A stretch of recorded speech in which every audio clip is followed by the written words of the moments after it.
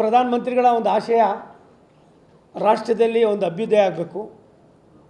Railway ಇಲಾಖೆ ಒಂದು ರೀತಿ ವಿಕಾಸದ ಇಂಜಿನ್ ಅನ್ನೋದನ್ನು ಪದೇ ಪದೇ ಹೇಳ್ತಾರೆ. ಯಾವುದೇ ಇಲಾಖೆಯ ಜವಾಬ್ದಾರಿಯಿಂದ ಜಾಸ್ತಿ ಜವಾಬ್ದಾರಿ ಇರ್ತಕ್ಕಂಥದ್ದು ರೈಲ್ವೆ ಇಲಾಖೆ. ಇದು ವಿಕಾಸ ಆದರೆ ಪ್ರಾಯಶಃ ಸಾಮಾನ್ಯರು, ಬಡವರು, ಕಡುಬಡವರು, ಎಲ್ಲರೂ ಕೂಡ ಓಡಾಡತಕ್ಕಂಥದ್ದಕ್ಕಿರೋದು ಇದೊಂದೇ ಅಂತ ಹೇಳಿ ನನಗೆ ಮೊದಲು ಅವ್ರು ಕಳಿಸಿದ್ದು ಜಮ್ಮು ಕಾಶ್ಮೀರಕ್ಕೆ. ನಿಮ್ಮನ್ನು ಯಾಕೆ ಇವತ್ತು ನಾನು ಕರೆದೆ ಅಂದರೆ ನಿಮ್ಮ ತಂದೆಯವರೇ ನಮ್ಮ ಲೀಡ್ರು. ಹಾಗಾಗಿ ನಿಮ್ಮನ್ನು ಇವತ್ತು ಇಲ್ಲಿ ಮೀಟಿಂಗ್ನಲ್ಲಿ ಎಲ್ಲಿ ನಾನು ಬರೀ ಕೇವಲ ಇದು ಮಾಡಿದ್ವಿ, ತಮ್ಮನ್ನು ಮಾತ್ರ ವೈಯಕ್ತಿಕವಾಗಿ ನಿಮ್ಮನ್ನು GT ಅವರಿಬ್ಬರನ್ನೂ ಕೂಡ ನಾವು ಹೇಳಿದ್ವಿ. ಹಾಗಾಗಿ ಒಳ್ಳೆಯ ಕೊಡುಗೆಯನ್ನು ಕೊಡೋ ಜೊತೆಯಲ್ಲಿ ಮೈಸೂರು ಡಿವಿಷನನ್ನು ಬೆಂಗಳೂರು ಡಿವಿಷನ್ ಯಾವ ರೀತಿ ಸವಲತ್ತು ಆಗ್ತಾಯಿದೆಯೋ ಆ ಎಲ್ಲ ಸವಲತ್ತುಗಳು ಕೂಡ ಮೈಸೂರಿನಲ್ಲಿ ಸಿಗಬೇಕು ಅನ್ನೋದನ್ನು ನಾನು ಮಾಡುವ ಮುಂಚೆ ನಮಗೆ 2009ರಿಂದ 2014ರವರೆಗೆ ಕೇಂದ್ರ ಸರ್ಕಾರ ಕೊಡ್ತಾ ಇದ್ದಿದ್ದು ಕೇವಲ ವರ್ಷಕ್ಕೆ 885 ಕೋಟಿ. ಇವತ್ತು ನಮ್ಮ ಸರ್ಕಾರ ಬಂದ ಮೇಲೆ ಪ್ರತಿ ವರ್ಷವೂ ಕೂಡ 2014ರಿಂದ 2024ರವರೆಗೆ 7,560 ಕೋಟಿ ರೂಪಾಯಿಗಳನ್ನು ಪ್ರತಿ ವರ್ಷ ಕೂಡ ಕೊಡ್ತಾಯಿದ್ದೀವಿ. ಅದ್ರ ಜೊತೆಯಲ್ಲಿ ನಾವು 45,000 ಕೋಟಿ ರೂಪಾಯಿಗಳಿಗೂ ಅಧಿಕ ಮೊತ್ತದ ರೈಲ್ವೆ ಯೋಜನೆಯನ್ನು ಕರ್ನಾಟಕ ರಾಜ್ಯದಲ್ಲಿ ತೆಗೆದುಕೊಂಡಿದ್ದೀವಿ. ಪ್ರತಿಯೊಂದನ್ನು ಕೂಡ ತಮ್ಮ ರೀತಿಯಲ್ಲಿ ಕೊಡ್ತೀವಿ. मैं बोल रहा हूँ 45,000 का डेवलपमेंट का मैं लेको है, किधर ले आए करके आपको होना था वो भी चिट्ठी देंगे करके उसको बात करें. ಇವತ್ತು 2047ಕ್ಕೆ ಪ್ರಧಾನಿಗಳು ಈ ಭಾರತ ದೇಶದ 100 ವರ್ಷ ಏನು ಪೂರೈಕೆ ಆಯ್ತಾ ಇದೆ ಅಷ್ಟರೊಳಗಡೆ ವಿಕಸಿತ ಭಾರತವನ್ನು ಮಾರ್ಪಾಡು ಮಾಡುವಾಗ ರೈಲ್ವೆ ಇಲಾಖೆಯ ಕೆಲಸ ಕಾರ್ಯ ಯಾವ ರೀತಿ ನಡೀತಾ ಇದೆ ಅನ್ನೋದು ಹೊರ ರಾಷ್ಟ್ರಗಳು ಮಾತನಾಡಬೇಕು ಅನ್ನೋದು ರಾಷ್ಟ್ರದ ಪ್ರಧಾನಿಗಳ ಒಂದು ಆಶಯ. ನಾನು ಮೊನ್ನೆ ಜರ್ಮನಿಯ ಕೆಲವು ಅಲ್ಲಿಯ ಟೆಕ್ನಿಷಿಯನ್ಗಳೆಲ್ಲ ಬಂದಿದ್ದರು. ನಾನು ಅವ್ರು ಕೇಳಿದೆ, ಎಷ್ಟು ಕಿಲೋಮೀಟ್ರ್ ನಿಮ್ಮ ಜರ್ಮನಿಯಲ್ಲಿ ಟ್ರೈನ್ ಓಡಾಡ್ತಾ ಇದೆ ಅಂತ. 5,000 ಕಿಲೋಮೀಟ್ರ್. ನಮ್ಮದಿರೋದು 90,000ಕ್ಕೂ ಮೇಲ್ಪಟ್ಟು ಕಿಲೋಮೀಟ್ರ್, 1,00,000ಕ್ಕೂ ಮೇಲ್ಪಟ್ಟು ಕಿಲೋಮೀಟ್ರ್. ಹಾಗಾಗಿ ಇವತ್ತು ಅದಕ್ಕೆ ನಾವು ಅದರ ಸೂಕ್ಷ್ಮತೆಯನ್ನು ಅರ್ಥ ಮಾಡ್ಕೊಂಡಿದ್ದೀವಿ. ನಾನಿವತ್ತು ಸನ್ಮಾನ್ಯ ಪೂಜ್ಯರಾದ ಜಯಚಾಮರಾಜೇಂದ್ರ ಒಡೆಯರವ್ರನ್ನ ನಾವು ನೆನೆಸ್ಕೋಬೇಕಾಯ್ತದೆ. ಮೈಸೂರಿಗೆ 1880ರಲ್ಲಿ ರೈಲ್ವೆ ಯೋಜನೆಯನ್ನು ಮಾಡಬೇಕು ಅಂತ ಯೋಚನೆ ಮಾಡಿ ಈ ಯೋಜನೆಯನ್ನು ಕಾರ್ಯರೂಪಕ್ಕೆ ತರ್ತಕ್ಕಂಥದ್ದಕ್ಕೆ ಮೈಸೂರು ಪ್ರಾಂತ್ಯ ಅಂತಲೂ ಏನೋ ಹೇಳಿದ್ರು, ಮೈಸೂರು ಪ್ರಾಂತ್ಯ ಅಂತ ಹೇಳಿ ಇದನ್ನು ಮಾಡಿದ್ದಾರೆ. ಇವತ್ತು ಪ್ರತಿ ವರ್ಷ ನಾವು ಒಂದು ವರ್ಷಕ್ಕೆ 174 ಕಿಲೋಮೀಟ್ರ್ ರೈಲ್ವೆ ಲೈನು ಹೆಚ್ಚಳ ಆಗ್ತಾಯಿದೆ. ಒಂದು ವರ್ಷಕ್ಕೆ 174 ಕಿಲೋಮೀಟ್ರ್ ಕರ್ನಾಟಕದಲ್ಲಿ ಲೈನ್ಗಳು, ಹೊಸ ಲೈನ್ಗಳು ಆಗ್ತಕ್ಕಂಥದ್ದು ಹೆಚ್ಚಳ ಆಗ್ತಾಯಿದೆ. ಮತ್ತು ಸಾಮಾನ್ಯ ಪ್ರಯಾಣಿಕ ರೈಲ್ವೆಯಲ್ಲಿ ಉತ್ತಮ ದರ್ಜೆ ಸೌಲಭ್ಯ ಸಿಗೋದು ಒಂದು ಕಡೆ ಆದರೆ, ಸುಮಾರು ಅಮೃತ್ ಭಾರತ್ ಯೋಜನೆಯಲ್ಲಿ 61 ನಿಲ್ದಾಣಗಳಲ್ಲಿ 2,000 ಕೋಟಿ ರೂಪಾಯಿಗಳನ್ನು ಖರ್ಚು ಮಾಡಿ ನಾವು ಆಧುನೀಕರಣವನ್ನು ಮಾಡ್ತಾಯಿದ್ದೀವಿ. ಅದಲ್ದಿರ 1,320 ರೈಲ್ವೆ ಸ್ಟೇಷನ್ಗಳನ್ನು ಇವತ್ತು ನಾವು ಆಯ್ಕೆ ಮಾಡಿದ್ದೀವಿ. ಅದರೊಳಗೆ 61 ಸ್ಟೇಷನ್ನ ಈಗಾಗಲೇ ಮಾಡ್ತಾಯಿದ್ದೀವಿ. ಮೈಸೂರು ವಿಭಾಗದಲ್ಲಿ 333 ಕೋಟಿ ವೆಚ್ಚದಲ್ಲಿ 15 ರೈಲ್ವೆ ನಿಲ್ದಾಣಗಳನ್ನು ಅಮೃತ್ ಭಾರತ್ ಯೋಜನೆಯಲ್ಲಿ ಮೇಲ್ದರ್ಜೆಗೆ ಏರಿಸ್ತಾ ಇದೆ. 15 ಸರಿಯೇನ್ರಿ? ಅದನ್ನು ಮಾಡ್ತಾಯಿದ್ದೀವಿ. ಇದು 2025ರೊಳಗಡೆ ಇದನ್ನು ಮುಗಿಸ್ಬೇಕು ಅನ್ನೋ ಸೂಚನೆಯನ್ನು ರಾಷ್ಟ್ರದ ಪ್ರಧಾನಿಗಳು, ನಮ್ಮ ರೈಲ್ವೆ ಮಂತ್ರಿಗಳಾದ ಸನ್ಮಾನ್ಯ ಅಶ್ವಿನಿ ವೈಷ್ಣವ್ ಅವರು ಸೂಚನೆಯನ್ನು ಕೊಟ್ಟಿದ್ದಾರೆ. ಅದಲ್ದಿರ ಈ ಒಂದು ರೈಲ್ವೆ ಸ್ಟೇಷನ್ಗೆ ಇವತ್ತು ನಾವು ನೋಡ್ತಾ ಇದ್ದೀವಿ. ನನಗೆ ಭಾರಿ ಖುಷಿಯಾಗಿದ್ದು, ಅಶೋಕಪುರಂ ರೈಲ್ವೆ ಸ್ಟೇಷನ್ನು ಒಂದು ಸಣ್ಣ ಇದಾಗಿತ್ತು, ಅಷ್ಟು ಮಟ್ಟಿಗೆ ಡೆವಲಪ್ ಆಗ್ತದೆ ಅಂತ ನಾನು ನಿರೀಕ್ಷೆ ಮಾಡಿರಲಿಲ್ಲ.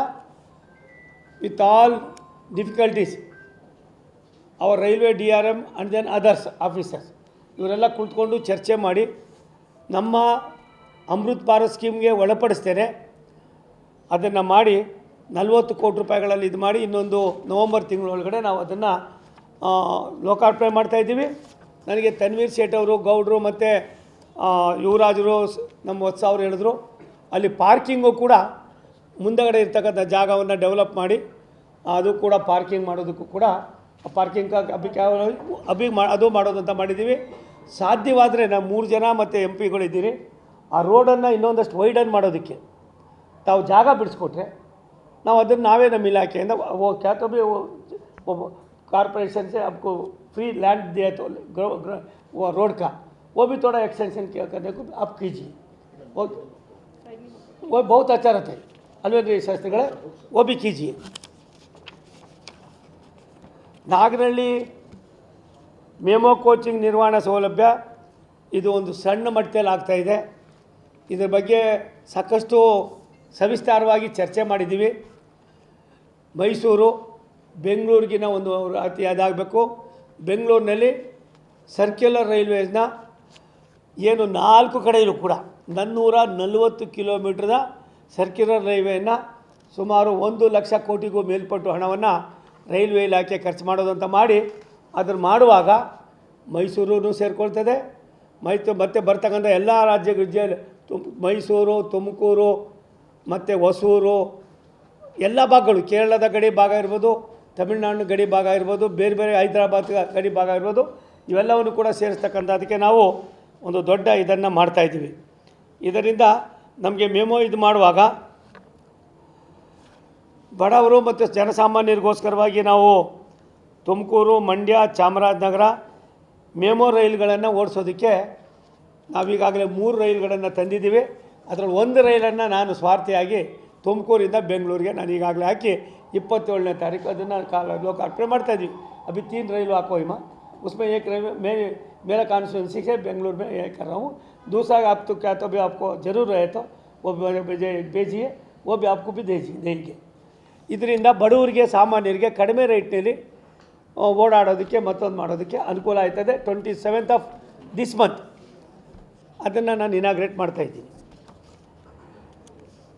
ಇವತ್ತು ಅಶೋಕ್ಪುರಂ ರೀಮಾಡ್ಲಿಂಗ್ ನಾನು ಹೋಗಿ ನೋಡಿದೆ, ತುಂಬ ಚೆನ್ನಾಗಿ ಬಂದಿದೆ. ಇವಾಗ 2-3 ಪ್ಲ್ಯಾಟ್ಫಾರಮ್ ಇದ್ದಿದ್ದು 6 ಪ್ಲ್ಯಾಟ್ಫಾರಮ್ ಮಾಡಿದ್ದಾರೆ. ಮತ್ತು ಅದಕ್ಕಿಂತ ಹೆಚ್ಚಾಗಿ ನಮಗೆ ಪ್ರವೇಶ ದ್ವಾರ ಎಲ್ಲ ಪಾರ್ಕಿಂಗು ನನಗನ್ನಿಸ್ತದೆ ಮೈಸೂರಿನ ಚಿತ್ರಣವನ್ನು ಬದಲಾವಣೆ ಮಾಡೋದ್ರೊಳಗೆ ಹಿಂದೆ ಇದ್ದಂಥ ಲೋಕಸಭಾ ಸದಸ್ಯರು ನನ್ನ ಮಿತ್ರರಾದ ಪ್ರತಾಪ್ ಸಿಂಹ ಅವರ ಕೊಡುಗೆ ಅಪಾರವಾದದ್ದು. ದಯಮಾಡಿ ಅನ್ಯತಾ ಭಾವಿಸ್ಕೊಳ್ಬಾರ್ದು. ರಾಜಕಾರಣ ಯಾರಿಗೂ ಶಾಶ್ವತ ಅಲ್ಲ, ಅಧಿಕಾರನೂ ಯಾರಿಗೂ ಶಾಶ್ವತ ಅಲ್ಲ. ಆದರೆ ಆತನ ದೂರದೃಷ್ಟಿ ಇವತ್ತು 80 ಟ್ರೈನೇನೋ ಬಂದು ನಿಲ್ತಾ ಇದೆ. ಇವತ್ತು ನಮಗೆ ಗೊತ್ತಿತ್ತು ಎಷ್ಟು ಟ್ರೈನ್ ಇತ್ತು, ಎಷ್ಟು ಟ್ರೈನ್ ಆಗ್ತಾಯಿರಲ್ಲ. अभी 80 ना, अभी इधर आने का जाने का 80. वो पुराने में कितना था?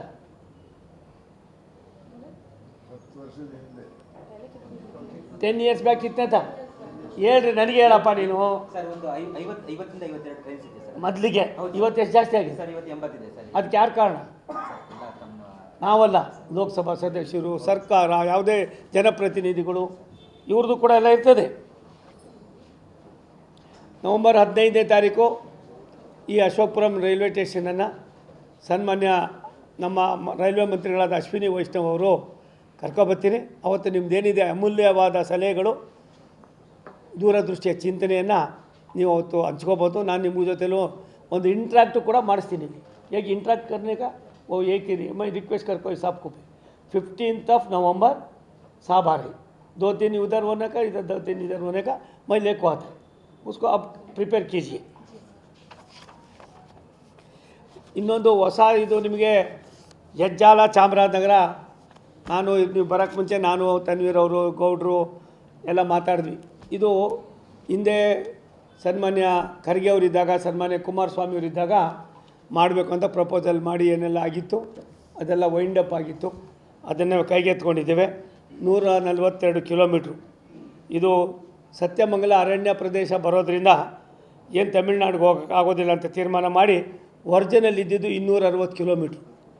ಅದನ್ನು ಒರಿಜಿನಲಿ ಬೇಸಿ 260 ಕಿಲೋ, ಅದನ್ನು ಇವತ್ತು ನಾವು ಕೇವಲ 142 ಕಿಲೋಮೀಟ್ರಿಗೆ ಮಾಡಿ ಚಾಮರಾಜನಗರ ಹೊಸ ರೈಲು ಮಾರ್ಗವನ್ನು ಈಗಾಗಲೇ ಸರ್ವೆ ಆಗಿದೆ, ಬೋರ್ಡ್ಗೆ ಬಂದಿದೆ. ಅಪ್ರೂವಲ್ಲು ಕೂಡ ಇನ್ನೊಂದು 2-3 ದಿವಸದಲ್ಲಿ ಮಾಡಿಸ್ತೀನಿ. ನಾನು ಕೂಡ ಸ್ವಾರ್ಥಿ ಇದ್ದೀನಿ.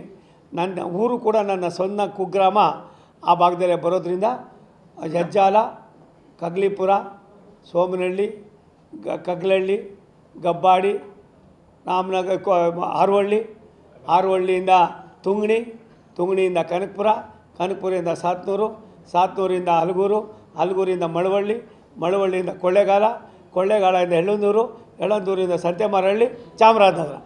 ಈ ಭಾಗದ ಜನರಿಗೆ ಒಂದು ಅನುಕೂಲ ಆಗಲಿ ಅನ್ನೋ ದೃಷ್ಟಿಯಿಂದ ಅದನ್ನು ನಾವು ಸುಮಾರು ಇದು 1380 ಕೋಟಿ ರೂಪಾಯಿ 97-98ರಲ್ಲೇ ಮಂಜೂರಾಗಿತ್ತು. ಕಾರಣಾಂತರದಿಂದ ನಿಂತೋಗಿತ್ತು, ಏನೆಲ್ಲ ಆಗಿರಲಿಲ್ಲ. ಅದಕ್ಕೆ ಮತ್ತೆ ಕೆಲಸ ತಗೊಂಡು ಅದನ್ನು ನಾವು ಮಾಡೋದು ಅಂತ ತೀರ್ಮಾನ ಮಾಡಿ ಈ ಭಾಗದ ಜನರಿಗೆ ಒಂದು ಸಣ್ಣ ಅಳಿಲು ಸೇವೆ. ಇದು ನಂದಲ್ಲ, ಸನ್ಮಾನ್ಯ ನರೇಂದ್ರ ಮೋದಿಯವರು, ಸನ್ಮಾನ್ಯ ಅಶ್ವಿನಿ ವೈಷ್ಣವ್ ಅವರ ಕೊಡುಗೆ.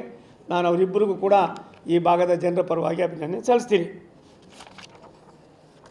ವಂದೇ ಭಾರತ್ ರೈಲು ಕರ್ನಾಟಕದಲ್ಲಿ ಒಟ್ಟು 9 ಓಡ್ತಾ ಇದೆ. ತನ್ವೀರ್ ಸೇಠ್, ಉತ್ತರ ಪ್ರದೇಶದಲ್ಲಿ 10 ಇದೆ, ಕೇರಳದಲ್ಲಿ 6 ಇದೆ, ತಮಿಳುನಾಡಿನಲ್ಲಿ 8 ಇದೆ, ನಮ್ಮಲ್ಲಿ 9 ಓಡ್ತಾ ಇದೆ. 9 ಓಡ್ತಾ ಇದೆ. 16, 15 ಮತ್ತು 16, 13 ವಂದೇ ಭಾರತ್ ಟ್ರೈನನ್ನು ರಾಷ್ಟ್ರದ ಪ್ರಧಾನಮಂತ್ರಿಗಳು ಎಲ್ಲಿಂದ ಮಾಡ್ತಾ ಇರೋದು? ಜಮ್ಶೆಡ್ಪುರದಿಂದ 15ನೇ ತಾರೀಕು 7 ಟ್ರೈನ್ಗಳನ್ನು 6 ಟ್ರೈನ್ಗಳನ್ನು ಲೋಕಾರ್ಪಣೆ ಮಾಡ್ತಾ ಇದ್ದಾರೆ. 16ನೇ ತಾರೀಕು 7 ಟ್ರೈನ್ಗಳನ್ನು ಲೋಕಾರ್ಪಣೆ ಮಾಡ್ತಾ ಇದ್ದಾರೆ. ಅದರಲ್ಲಿ ನನಗೆ ಏನು ಯಾವುದಪ್ಪ ಅದು, ಜಾರ್ಖಂಡ್ನ ದೇವಘರ್ ಅಂತ ಅನ್ನುವ ಒಂದು ಇದರಿಂದ ಒಂದು ಟ್ರೈನನ್ನು ನಾನು ಫ್ಲಾಗ್ ಮಾಡೋದಕ್ಕೆ, ಆ ಟ್ರೈನು ದೇವಘರಿಂದ ವಾರಣಾಸಿಗೆ ಬರ್ತದೆ. ಅದೇ ಒಂದು ವಾರಣಾಸಿಯಿಂದ ಮತ್ತು ದೇವಘರ್ಗೆ ಬರ್ತದೆ. ಇನ್ನೊಂದು ಟ್ರೈನು ಪೂನೆಯಲ್ಲಿ ಫಡ್ನವೀಸ್ ಅವರು ಮಾಡ್ತಾರೆ. ಅದು ರಾತ್ರಿ 11:15 ಗಂಟೆಗೆ ಹುಬ್ಳಿಗೆ ಬರ್ತದೆ. ನಾನು ಮತ್ತೊಂದು ಟ್ರೈನನ್ನು 16ನೇ ತಾರೀಕು ಮಹಾರಾಷ್ಟ್ರದ ಕೊಲ್ಲಾಪುರದಲ್ಲಿ ಸಂಜೆ 4 ಗಂಟೆಗೆ ಒಂದು ಟ್ರೈನ್ ಮಾಡ್ತಾಯಿದ್ದೀವಿ. ಒಟ್ಟು 13 ಟ್ರೈನ್ಗಳನ್ನು ರಾಷ್ಟ್ರದ ಪ್ರಧಾನಿಗಳು ಏಕಕಾಲದಲ್ಲಿ ಎಲ್ಲ ರಾಜ್ಯಗಳಲ್ಲಿ ಆಯಾ ರಾಜ್ಯದ ಮುಖ್ಯಮಂತ್ರಿಗಳು ಯಾವ್ಯಾವ ರಾಜ್ಯಗಳಿಗೆ ಹೋಗ್ತಾಯಿದ್ದೋ ಆ ರಾಜ್ಯದ ಮುಖ್ಯಮಂತ್ರಿಗಳು, ಕೆಲವು ಕಡೆ ಸರ್ಕಾರ ನಮ್ದು ಇಲ್ಲದೆ ಹೋಗಿರೋ ಕಡೆ ಕೆಲವರು ಬರೋಲ್ರು, ಕೆಲವರು ಬರ್ತಾರೆ. ನನಗೆ ಖುಷಿಯಾಗಿದ್ದು ಮದುರೈನಲ್ಲಿ ಕಮ್ಯುನಿಸ್ಟ್ನ ಒಬ್ಬರು MP ಇದ್ದರು, ವೆಂಕಟೇಶ್ ಅಂತ ಅಂದ್ಬಿಟ್ಟು. ಲಾಸ್ಟ್ ವೀಕ್ ನಾನು ಹೋಗಿದ್ದಾಗ, ಯಾಕೆ ವೆಂಕಟೇಶ್ ಕರ್ಕೊ ಸ್ವಲ್ಪ ಕಮ್ಯುನಿಸ್ಟ್ ಕಮ್ಮ, ಆತ ಬಂದು ಬೇಸಿಕಲಿ ಒಬ್ಬ ಪೊಯೆಟ್ಟು. ಆತ ಯಾವಾಗೂ ಕೇಳೋರಂತೆ ಒಂದು ವಂದೇ ಭಾರತ್ ಟ್ರೈನ್ ಬೇಕು ಅಂತ. ಸೆಕೆಂಡ್ ಟೈಮ್ ಆತ MP. ಆತ ಬಂದು ಎಷ್ಟು ಮಟ್ಟಿಗೆ ಮೋದಿಯವರ ಕಾರ್ಯವೈಖರಿಯನ್ನು ಅವ್ರು ಹೇಳಿದ್ರು, ಫೇಸ್ಬುಕ್ನಲ್ಲಿ ಹಾಕ್ಕೊಂಡ್ರು. ನನಗೆ ಇವೆಲ್ಲ ನಮ್ಮ ಕನಸು ಕಂಡಿರಲ್ಲ, ನಾವು ಬರ್ತದೆ ಅಂತ ಅಂದ್ಬಿಟ್ಟು ಮಾಡಿದ್ದೀವಿ ಅಂತ. ಅದನ್ನು ನಾವು ನಮ್ಮ ಅಶ್ವಿನಿ ವೈಷ್ಣವ್ ಅವರು, ನಮ್ಮ ರೈಲ್ವೆ ಮಂತ್ರಿಗಳು ಇದೆಲ್ಲವೂ ಕೂಡ ಮಾಡ್ತಾಯಿದ್ದೀವಿ. ಇದಲ್ಲದೆ ನಾನು ಮತ್ತು ಹೋದ ವಾರ ನಮ್ಮ ರೈಲ್ವೆ ಮಂತ್ರಿಗಳಿಬ್ಬರೂ BEMLಗೆ ಸ್ಲೀಪಿಂಗ್ ಕೋಚನ್ನು ವಂದೇ ಭಾರತ್ ಟ್ರೈನನ್ನು ಮಾಡೋದಕ್ಕೆ ಹೋಗಿದ್ವಿ. ಅಂತಾರಾಷ್ಟ್ರೀಯ ಮಟ್ಟದ ಸಲಕರಣೆ ಇರ್ತಕ್ಕಂಥ, ಸೌಲಭ್ಯ ಇರ್ತಕ್ಕಂಥ ವಂದೇ ಭಾರತ್ ಟ್ರೈನನ್ನು ನಾವು ಮುಂದಿನ 3 ತಿಂಗಳಲ್ಲಿ ಲೋಕಾರ್ಪಣೆ ಮಾಡ್ತಾಯಿದ್ದೀವಿ. ಅದರಲ್ಲಿ ಕರ್ನಾಟಕದಲ್ಲೂ ಕೂಡ ನಿಮಗೂ ಕೂಡ ಒಂದು ಸಿಗ್ಬೋದು ಅನ್ನೋದು ನನಗೆ ಇದಿದೆ. ಪ್ರಾಯಶಃ ಬೆಂಗಳೂರಿಗೆ ಏನು ಬರ್ತದೋ ಅದು ಮೈಸೂರಿಗೂ ಕೂಡ ಬರ್ತಕ್ಕಂಥ ವ್ಯವಸ್ಥೆ ಆಗ್ತದೆ. ಅದನ್ನು ಕೂಡ ಸನ್ಮಾನ್ಯ ಪ್ರಧಾನಮಂತ್ರಿಗಳು ಮತ್ತು ಅಶ್ವಿನಿ ವೈಷ್ಣವ್ ಅವರಿಗೆ ನಾನು ಧನ್ಯವಾದವನ್ನು ತಿಳಿಸೋದಕ್ಕೆ ಇಚ್ಛೆಪಡ್ತೀನಿ.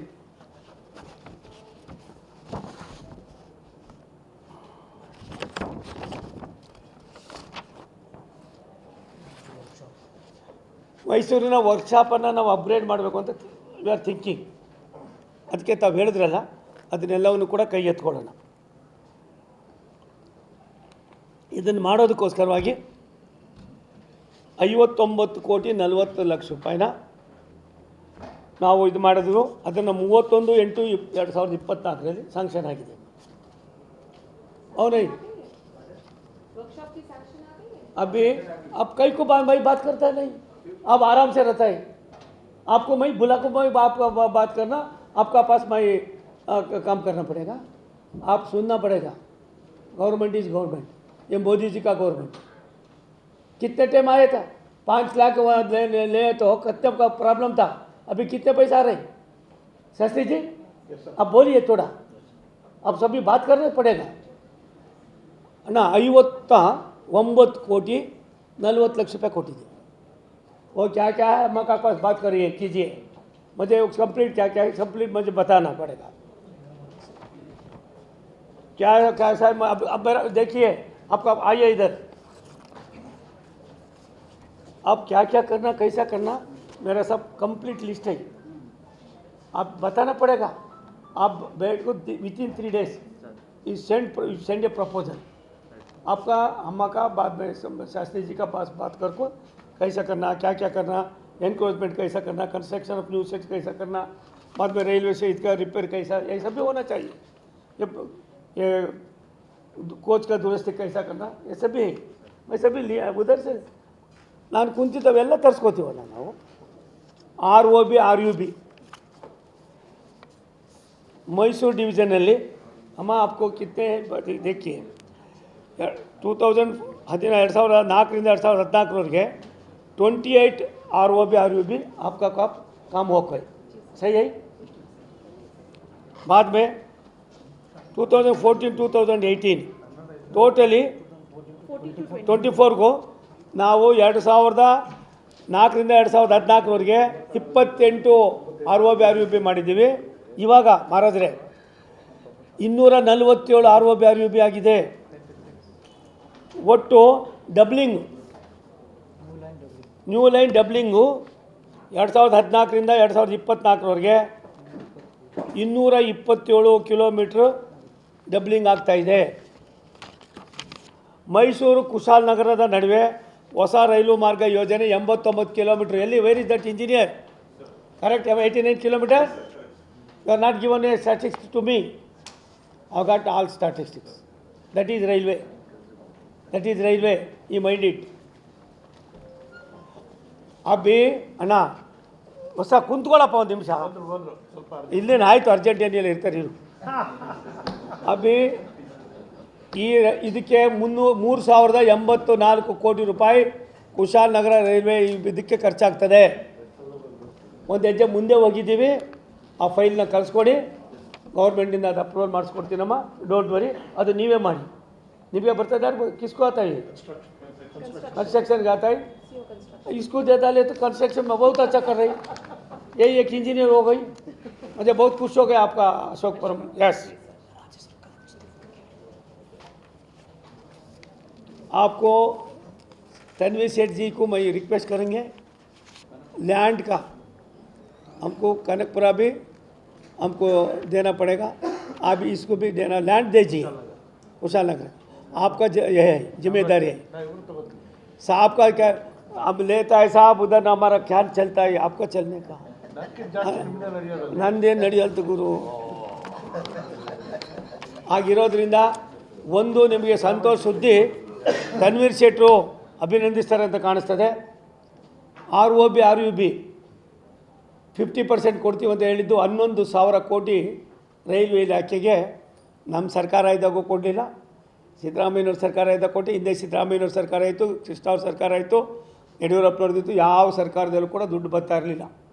ಅದಕ್ಕೆ ನಾವು ನಮ್ಮ ರೈಲ್ವೆ ಮಂತ್ರಿಗಳ ಹತ್ರ ಕೂತ್ಕೊಂಡು ಚರ್ಚೆ ಮಾಡಿ ಗಂಟೆಗಟ್ಟಲೆ ಯೋಚನೆ ಮಾಡಿ ಎಕ್ಸೆಪ್ಟ್ ಬೆಂಗಳೂರು, ಬಾಕಿ ಎಲ್ಲ ನಗರಗಳು ಹಳ್ಳಿಗಳಲ್ಲಿ ಬರ್ತಕ್ಕಂಥ ದನ ಕರುಗಳು ಸಾಯ್ತವೆ, ಮತ್ತೊಂದು ಆಗ್ತದೆ ಮಗದೊಂದು ಆಯ್ತದೆ, ರೈಲ್ವೆ ಕ್ರಾಸಿಂಗ್ ಇಲ್ದಿರ ಅಂತ ತೀರ್ಮಾನ ಮಾಡಿ ಎಂಟೈರ್ ಎಲ್ಲವನ್ನು ಕೂಡ ಭಾರತ ಸರ್ಕಾರ ರೈಲ್ವೆ ಇಲಾಖೆ ಮಾಡೋದು ಅಂತ ಮಾಡಿ ಮೊಟ್ಟ ಮೊದಲ ಬಾರಿಗೆ ನನ್ನ ತುಮಕೂರು ಕ್ಷೇತ್ರದಲ್ಲಿ 8 ROB RUBಗಳನ್ನು ಸ್ಯಾಂಕ್ಷನ್ ಮಾಡಿಸಿ ವರ್ಕ್ ಆರ್ಡ್ರ್ ಕೊಡಿಸ್ತಾ ಇದ್ದೀನಿ. ಸುಮಾರು 600 ಕೋಟಿಗೂ ಮೇಲ್ಪಟ್ಟಣ ಅದರೊಳಗೆ ಆರ್ಡ್ರ್ ಮಾಡ್ತಾರೆ, ಎಂಟೈರ್ ಪ್ರಾಜೆಕ್ಟನ್ನು ರೈಲ್ವೆ ಇಲಾಖೆನೇ ಹಣ ಭರಿಸ್ತದೆ ಅಂತ. ಇಂಥ ಒಳ್ಳೆಯ ಕೆಲಸನ ಮಾಡೋದಕ್ಕೆ ತುಮಕೂರು ಜನ ನನಗೆ ಶಕ್ತಿ ಕೊಟ್ಟರು. ಅದನ್ನು ಕೇವಲ ರಾಜ್ಯಕ್ಕೆ ಅಲ್ಲ ರಾಷ್ಟ್ರಕ್ಕೂ ಕೂಡ ನೀಡ್ತಕ್ಕಂಥ ಕೆಲಸ ಮಾಡ್ತಾಯಿದ್ದೀವಿ. ನಾನು ಒಟ್ಟಾರೆಯಾಗಿ ನನ್ನ ಮಾಧ್ಯಮದ ಸನ್ಮಿತರಿಗೆ ವಿನಂತಿ ಮಾಡ್ತೀನಿ, ಮೈಸೂರು ಒಂದು ಇತಿಹಾಸ ಪ್ರಸಿದ್ಧ ನಗರ.